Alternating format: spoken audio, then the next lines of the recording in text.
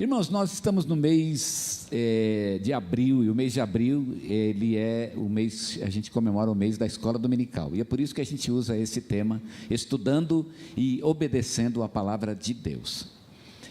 O nosso tema do ano é o tempo de servir, mas o tema do mês é estudando e obedecendo a palavra de Deus, porque a gente entende que a gente não vai ser um bom servo se a gente não estuda e nem obedece à palavra de Deus. Como a gente faz, né? Eu não sei se você tem o costume de ler a Bíblia. O desafio, ele é bem prático e bem simples: ler a Bíblia e estudá-la. Eu não sei se você lê a Bíblia. A gente hoje em dia tem uma geração, né, uma verdadeira geração, muita gente que não tem o costume de ler a Bíblia, e eles estão muito tranquilos com relação a isso. Eventualmente vem aqui na igreja e ouve a palavra e acha que isso é bom, e realmente é uma coisa muito boa. Mas a gente ouvir a palavra aqui na igreja não é suficiente, porque a gente precisa ter um contato pessoal com a palavra de Deus. Quando os irmãos vêm aqui na igreja, os irmãos ouvem a palavra de Deus, e eu falo, e outras pessoas falam da Bíblia, mas a gente fala, e eu falo aquilo que Deus falou comigo. E eu creio que muito daquilo que Deus falou comigo encontra um reflexo no coração de vocês, e eu imagino que isso é uma bênção. Agora, Ele falou comigo, na verdade, não é? Primeiramente, me impactou, e eu tenho certeza, eu acredito que me impactou mais do que vai impactar a vocês, porque eu ouvi de primeira mão, na verdade. Vocês têm que ter o seu próprio impacto com a palavra de Deus. Então, o desafio que eu queria lançar para vocês neste mês é o desafio de reservar um tempo para leitura e meditação na palavra de Deus. Tem algumas coisas que eu acho que são importantes na leitura da palavra de Deus, e eu queria colocar como uma sugestão para vocês, que para mim foi um diferencial na minha vida, e eu separo a minha vida em dois períodos, que é a questão de ter um método. A minha vida eu separo em dois momentos: o momento que eu não tinha método nenhum, e o momento que eu adquiri um método. Quando eu adquiri um método, a minha vida mudou, eu fui transformado. Por quê? Porque eu aprendi que o método não é importante apenas na leitura bíblica e na comunhão com Deus, ele é importante para tudo, né? Todo mundo sabe que uma rotina saudável, ela é o segredo para você atingir as nuvens. Isso não sou eu que estou falando, todo mundo sabe disso, e só precisa ter um pouquinho de esperteza para saber disso, né? Você tem que ter uma rotina saudável, investir numa rotina saudável. Não adianta você tomar um belo banho uma vez por semana, né? Uma vez por semana eu tomo aquele banho de 2 horas. Filho, é melhor tomar 5 banhos, 7 banhos, um por dia, que seja de 5 minutos, né? Melhor do que tomar um só por semana de 5 horas. Todo mundo sabe disso. Uma rotina saudável. É melhor ler, eu leio um livro por ano, mas eu leio um bom livro. É melhor ler então menos, né? E leia só um pouquinho, mas leia todo dia. Uma rotina saudável, ela é o segredo para você atingir coisas incríveis. Atingir as nuvens. Isso também vale na nossa relação e na nossa comunhão com Deus. Que método é esse? Então, uma dica que eu deixo aqui para vocês: primeiro, façam anotações. Tenham um caderno e anotem num caderno aquilo que vocês vão ouvindo da parte de Deus. Uma dica que eu deixo para anotar no caderno é: não escreva muito. No começo eu escrevia muito, aí eu ficava enjoado de escrever. Falei, eu escrevo demais, hoje eu não vou escrever porque eu escrevo muito. Eu descobri que escrever pouco é melhor. Aí, com o passar do tempo, eu fui gostando do negócio e fui escrevendo mais, mas escreva pouco. De preferência, anote o versículo que chamou a sua atenção. Escreva uma verdade que você aprendeu naquele dia. Não importa o que seja, escreva uma verdade. Talvez você não entenda a verdade. Uma vez eu já devo ter contado aqui para vocês, eu estava falando com alguém a respeito disso, e eu falei: você pode abrir qualquer texto na Bíblia, e qualquer texto pode ter uma verdade que você vai obedecer. E aí, vamos abrir um texto qualquer. Eu falei com ele, né? Pega uma Bíblia e abre qualquer texto e vamos olhar. E eu abri ali um texto qualquer e abri num texto de um profeta, onde ele falava para o profeta, e eu li um único versículo, onde ele dizia para o profeta para ele se levantar e ficar na porta que dava para o lado direito e que virava para algum lugar, eu não me lembro. Era assim: levante e fique na porta virado para aquele lado. Aí eu li o versículo e fiquei pensando, meu Deus, né? Agora eu preciso... como se obedece essa palavra? E aí eu fiquei pensando, bem, o que significa isso? Aí ele respondeu, olha, pastor, eu não entendi. Não, você entendeu. O que ele está dizendo? Ele está dizendo para ele ficar na porta virado para o lado tal. Pronto, é isso. Mas eu tenho que ficar na porta? Olha, eu pessoalmente, Eliseu, muito provavelmente ficaria na porta virado para o lado tal e faria uma oração ou faria alguma coisa na porta. Tá certo? Agora, se eu fosse você, eu passaria o dia pensando nisso. Meu Deus, por que ele tem que ficar na porta virado para um lado? O Senhor gosta que as pessoas fiquem na porta em pé, virado para um lado? Isso é algo que o Senhor gosta? Gente, só de você passar o dia perguntando isso para o Senhor, você já passou o dia em comunhão com Deus. Eu não entendi o que isso significa, na minha opinião não tem muito sentido ficar de pé na porta virado para um lado, mas o fato de eu passar o dia pensando nisso, de repente até pensando, acho que amanhã eu vou ler o versículo 2, talvez o versículo 2 me ajude a entender por que ele tem que ficar em pé, virado para um lado, né, na porta, mas não importa, o fato de eu ter passado o dia pensando nisso, isso já manteve a minha comunhão com Deus. O que é importante é você passar o dia pensando na palavra. Algumas coisas vão ser muito claras e você vai pensar nelas, outras vão ser um pouco mais obscuras, e você vai passar o dia perguntando para o Senhor, o que é isso? Senhor, o que é isso? O que é isso? E aí você vai, né, estabelecendo uma comunhão com Deus, caminhando com Deus e principalmente caminhando na palavra. Se você tem dúvida, passe o dia perguntando a Deus. Mantenha, a dúvida pode ser um elemento precioso da nossa comunhão com Deus. E eu queria, a respeito dessa questão, né, de ter um método, como eu disse para vocês, façam anotações, separem uma verdade para vivê-la durante o dia e, principalmente, seja consistente. Não faça isso um dia e deixe, não, mês que vem eu vou ler de novo. Não, procure fazer todo dia. O ideal é você fazer pouquinho para poder fazer todo dia. Eu tinha um rapaz que a gente conversava, era um amigo meu, que ele gostava de orar, ele tinha filhos muito pequenos, e eles eram crianças muito bagunceiras, né? As nossas aqui não tem esse problema, mas eu sei que lá fora tem umas crianças que são muito encapetadas mesmo, né? E aí ele contava para mim dessa dificuldade, ele falava, rapaz, em casa eu não consigo ficar sozinho, meu menino, ainda mais de manhã, que ele está se preparando para ir para a escola, aquela coisa toda. Aí ele falou, eu chego no carro, eu desço 5 minutos mais cedo, eu desço no carro e na garagem do prédio, eu ali sozinho, eu e Deus, eu leio a palavra e faço uma oração. E aí ele contou uma experiência que eu achei muito bacana. Esses dias eu cheguei, entrei no carro e estava meio atrasado, e não vai dar tempo, e ele saiu. E no meio do caminho aquilo ficou pesando no coração, mas meu Deus, eu devia ter feito. E ele falou, eu não consegui continuar o caminho, eu tive que parar na beira do caminho, e aí na beira do caminho fui fazer minha oração, eu li o texto bíblico, e depois eu continuei, porque eu não tinha paz no coração. E eu falei, gente, aleluia, louvado seja Deus por isso. Ele entendeu a verdade. Eu preciso fazer isso todos os dias. Porque à medida que eu faço isso, a palavra de Deus ela vai entrando na minha mente e ela vai me dando uma visão de mundo, ela vai mudando o meu coração, ela vai santificando, ela vai lavando, porque a palavra de Deus é uma palavra viva, ela não é uma letra morta, ela é viva. É impossível você se encher da palavra de Deus e não ser transformado por ela. Então espere transformações, espere que sua vida vai ser renovada e transformada pela palavra. Quando Jesus orava lá no capítulo 17 de João, um dos seus pedidos foi, Pai, santifica-os na verdade, a tua palavra é a verdade. A palavra santifica. E santificar significa vitória sobre o pecado. Um dos grandes problemas de quem não consegue ter vitória sobre o pecado é que fica tentando lutar contra o pecado, né? De frente para o pecado. O campo de batalha no qual você vence o pecado é a palavra de Deus. Você luta para permanecer na palavra e todas as outras vitórias virão a partir daí. A palavra de Deus, ela é a revelação de Deus para nós.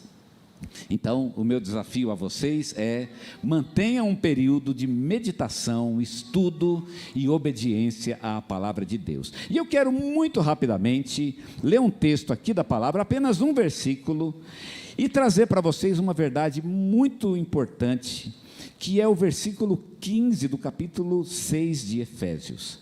Efésios 6,15 é um versículo bem pequeno. Ele diz: calçando os pés com a preparação para o evangelho da paz, ou com a preparação do evangelho da paz. Calçando os pés com a preparação, ou com a disposição. Essa expressão disposição, ela aparece na Almeida século 21, com a disposição para o evangelho da paz. O que Paulo quer dizer com isso? A primeira coisa que eu quero destacar nesse texto é a expressão evangelho da paz. O que é o evangelho da paz? O evangelho da paz é aquilo que você aprende quando você lê a Bíblia. Você pode ler o evangelho, e o evangelho não é só o evangelho, no sentido que a gente tem 4 evangelhos. Você pode ler o evangelho. Eu comecei a ler a Bíblia, e essa semana foi bem bacana, porque eu quis saber qual foi o dia que eu comecei a ler a Bíblia, né? Eu mudei a minha vida e passei a ter um método, e que interessante, eu descobri qual foi o dia, porque eu anotei. E estava lá, eu fiz uma anotação no primeiro dia. Está lá escrito assim: hoje eu mudei a minha perspectiva com relação à palavra de Deus. Eu vou lê-la todos os dias, e vou meditar nela todos os dias, e vou começar por Mateus. Eu coloquei isso lá na minha anotação, e isso aconteceu no aniversário da minha esposa, no dia 20 de março, eu não sei porquê, mas foi naquele ano, 2013, eu estava olhando os cadernos mais antigos, e está lá aquela anotação, 20 de março de 2013. Eu acho que poucos têm o privilégio de saber qual foi o dia que mudou a sua vida, né? Eu posso dizer que aquele dia mudou a minha vida. 20 de março de 2013. E eu tenho isso porque eu anotei. Se eu não tivesse anotado, eu nunca saberia. De repente, eu podia até tentar entender o que aconteceu naquele dia, né? Talvez olhar alguma foto de 2013. O que será que aconteceu em 2013? Eu não lembro mais o que aconteceu em 2013, mas, irmãos, está lá anotado. E eu comecei a ler o Evangelho. Comecei por Mateus. Não sei porquê, mas foi a minha primeira tentativa. Vou ler Mateus. E li o Evangelho de Mateus. Eu lembro que eu li até meio rápido, inclusive, né? Comecei pelo Evangelho. Quando Paulo fala do Evangelho aqui, ele está falando não exatamente do Evangelho escrito, Mateus, Marcos, Lucas ou João. Ele está falando do Evangelho como um todo. O Evangelho contado pelos evangelistas, mas também o Evangelho explicado pelos apóstolos, nas suas epístolas e nas suas cartas. Também o Evangelho anunciado no Antigo Testamento. Não importa o que você lê na Bíblia, você está lendo o Evangelho. Quando você tem uma dúvida na Bíblia, geralmente a resposta é o Evangelho. Aliás, essa pergunta, o que significa ficar na porta virado para um lado? Talvez a resposta seja Jesus Cristo. Eu já peguei essa mania, não é? Eu fiquei com essa... Toda vez que eu tenho uma dúvida na Bíblia, eu sempre acho que a resposta é Jesus. Eu não sei como o que Jesus tem a ver com isso, mas eu tenho a impressão que ele deve ter alguma coisa a ver com isso. Acho que Jesus é a resposta, e se eu continuar estudando, é bem capaz que eu acabe descobrindo isso, né? Jesus, porque o Evangelho é a resposta, porque o Evangelho é o que de fato a gente lê. Esse é o Evangelho da paz. Leia a Bíblia e através dela descubra o Evangelho, a história de Jesus. A história de Jesus. Quando você lê a Bíblia, você está lendo a história do nosso Senhor. E a história do nosso Senhor é um modelo para a nossa história. A gente quer ter uma história igual a dele, uma história de obediência, uma história de propósito de Deus, de vontade de Deus sendo cumprida. Isso é tão lindo e tão maravilhoso. Leia o Evangelho da paz. Segunda palavra que eu quero destacar aqui é a palavra que Paulo diz. Ele disse: calçando os pés com a preparação ou a disposição para o Evangelho da paz. É a palavra disposição ou preparação para o Evangelho da paz. Por que eu tenho que calçar os pés com a preparação do Evangelho? É porque o Evangelho tem uma preparação, uma disposição. Ele tem um caminho e eu tenho que me preparar para o caminho. Paulo está falando aqui mais ou menos num sentido de treinamento. Você tem que se preparar. É como mais ou menos você vai fazer uma modalidade esportiva. Você tem que se preparar para ela. Eu vou competir, né? Eu vou saber alguma coisa, eu vou participar de uma prova, eu preciso me preparar. Paulo está dizendo: preparem-se para o Evangelho, ou preparem-se no Evangelho. Preparar significa nada mais do que ler o Evangelho continuamente, aprender o Evangelho, treinar a mente no Evangelho diariamente, para que o Evangelho ele esteja sempre dentro de você. Quando Paulo escreve a Timóteo, ele recomenda a Timóteo que seja um homem aprovado por Deus, que sabe manejar bem a palavra do Senhor. Quando você lê a palavra de Deus continuamente, você acaba manejando-a bem, você começa a ter uma visão geral dela, e isso é algo que pode ser muito importante na tua vida. A preparação, então, ela é o seu hábito contínuo de ler a palavra, aonde você vai treinando na palavra. Não se preocupe em saber a palavra toda. Eu já desisti de saber a palavra toda. Às vezes alguém me pergunta uma coisa que eu não sei. Quem foi Abimeleque? Nesse caso, particularmente, eu sei, né? Que foi a única coisa que eu lembrei nesse momento. Mas quem foi Abimeleque, por exemplo? Se você não sabe, não se preocupe muito com isso, né? Eu não sei quem foi Mefibosete, quem foi Eliú. Gente, não tem um problema, não se cobre saber aquilo que você não sabe. Cobre aquilo que Deus colocou diante de você naquele dia. Gente, eu estou estudando isso, é o que Deus tem colocado, esse é o meu desafio. Deus sabe que a Bíblia é um livro muito grande e muito comprido, Deus sabe disso. Deus sabe que a nossa mente não vai conseguir aprender tudo, e por isso Ele vai colocar diante de você coisas que são importantes. Eu recomendaria que você desse uma leitura geral, para saber o todo, e depois vai se concentrando naquilo que Deus vai colocando diante de você. Qual é o seu desafio hoje? O meu desafio é ler Isaías, eu estou lendo Salmos, eu estou lendo um livro histórico, eu estou lendo uma carta de Paulo. Então esse é o seu desafio, dedique-se a isso, aprenda aquilo. E aí depois que você passar por esse período, né, essa campanha, eu gosto de pensar em campanha, na minha cabeça é uma espécie de uma campanha, eu estou na campanha de Isaías, né, a campanha de Salmos, e aí terminou a campanha, terminou o texto, você vai para outro texto e continua, e não se preocupe muito em saber tudo. Não é um grande. O mais importante do que saber toda a Bíblia é viver a Bíblia.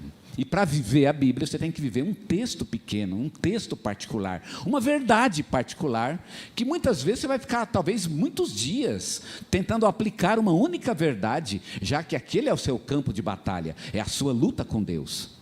A palavra tem que ser vivida, e é isso que Paulo quer dizer com a expressão preparação para o Evangelho da Paz. Eu tenho que me preparar, treinar na palavra diariamente. E por fim, a última palavra que eu quero destacar aqui é a palavra calçados os pés. Por que o Evangelho tem que ser calçado no pé? Quando Paulo fala essa expressão, calçado o pé, ele está lembrando aqui de um texto de Isaías, que fala: quão formosos são sobre os montes os pés daqueles que anunciam o Evangelho. O Evangelho da Paz, inclusive em Isaías, como Paulo fala aqui, inclusive, do Evangelho da Paz, né? Paulo fala que os pés são formosos. Por que os pés são formosos? Porque os pés levam o Evangelho. Os pés, eles são transportes do Evangelho para além de mim, além do meu próprio coração. Colocar o Evangelho no pé significa que o Evangelho sai andando por aí. E quando ele sai andando, ele encontra outras pessoas. Ele não fica parado lá no quarto, naquele lugar que eu leio. Não, o Evangelho sai comigo para a rua. E quando ele sai comigo para a rua, as pessoas que eu encontro, eu compartilho o Evangelho. As pessoas que estão passando dificuldades, as pessoas que falam para mim dos seus problemas, meus amigos, pessoas com quem eu almoço, pessoas que muitas vezes eu nem falo especificamente da palavra, mas elas recebem o Evangelho que está no meu coração de alguma forma, através do meu exemplo, através da maneira como Deus tem trabalhado na minha vida, que às vezes não se expressa em palavra, mas se expressa em ações, em pensamentos, no próprio jeito de falar, nos meus movimentos, no meu estilo de vida, que as pessoas vão olhar e vão ver Cristo refletido nelas. É por isso que o Evangelho está no pé, porque ele sai andando. O Evangelho está em movimento, ele está em movimento. É por isso que ele está calçado no pé. Deus coloca as verdades no meu coração e eu levo essas verdades a outras pessoas que estão precisando dela. Talvez seja uma das coisas mais lindas do Evangelho, é quando ele sai para fora de mim e ele começa a abençoar outras pessoas que também precisam dele. E aí eu sou uma bênção na vida dessas pessoas. Eu passo a ser uma luz na vida dessas pessoas. Não é apenas uma luz na minha vida, mas uma luz também para aqueles que precisam daquilo que Deus fez na minha vida. Quem se enche da palavra de Deus, quem se enche do Evangelho, fatalmente vai se transformar num canal de bênçãos para abençoar aqueles que estão ao seu redor, para ajudá-los, para fazê-los crescer no conhecimento de Deus, para levar a eles essas coisas lindas que Deus tem colocado em seu próprio coração. Baixa a cabeça, eu quero orar contigo. E quero te perguntar, você tem uma frequência, um método na leitura da palavra? E eu quero que, se você não tiver, assume um desafio nesta manhã. Assuma um desafio de levar mais a sério o teu período a sós com Deus, na leitura da palavra, na meditação da palavra, mesmo que seja pouco, mas assuma um compromisso de buscar o Senhor através da sua palavra. Não existe relação com Deus fora da palavra, é a única revelação de Deus que temos. Não se conhece a Deus apenas na oração. A oração é uma maneira incrível de conhecer a Deus, mas você nunca vai conhecer a Deus apenas orando. Eu já vi muita gente falar: ah, pastor, eu gosto de orar, mas eu não gosto de ler a Bíblia.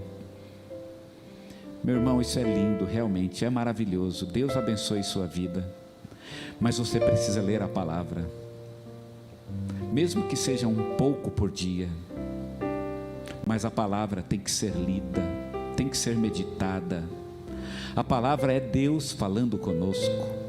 Eu não posso pressupor ou esperar que Deus vai falar no meu coração algo diferente do que Ele falou na palavra. Deus nunca vai dizer algo que está além da palavra, e nunca vai dizer nada que está aquém da palavra. O que Deus fala é a palavra. Então quem abre a palavra ouve Deus. Tem tanta gente reclamando que Deus não fala consigo. Por que Deus não fala comigo? Meu irmão, Deus fala toda vez que você abre a palavra. Ah, mas não é a palavra que eu queria ouvir. Então isso não é, infelizmente. Você tem que ficar com aquilo que Deus quer te falar. Se tem uma coisa que eu tenho aprendido na minha experiência com Deus, é que um texto pode parecer que não tem nada a ver comigo, com o meu problema, com a minha luta, com aquilo que eu quero que Deus fale. Mas quando eu abro e leio, uma hora Deus vai mostrar o que aquilo significa na minha experiência. Parecia que não tinha nada a ver, mas de repente se transforma vida no meu coração e me dá resposta para os meus problemas, para as minhas lutas, para as minhas dúvidas. A palavra é a resposta para as tuas dúvidas. É por isso que parece que Deus não fala. É por isso que parece que Deus está mudo, porque você não dá valor à palavra de Deus. Assume um compromisso hoje. Diga para o Senhor: Senhor, eu vou buscar a tua palavra. Eu vou levar a sério o meu período de meditação na palavra. Eu vou colocar no meu coração a disposição para obedecê-la. A palavra vai transformar a minha vida, vai me transformar no filho que o Senhor quer que eu seja. Mas, irmãos, a transformação vem pela palavra. Nenhuma oração é poderosa se ela não está fundamentada na palavra. Nenhuma comunhão é eficiente se ela não foi fundamentada na palavra.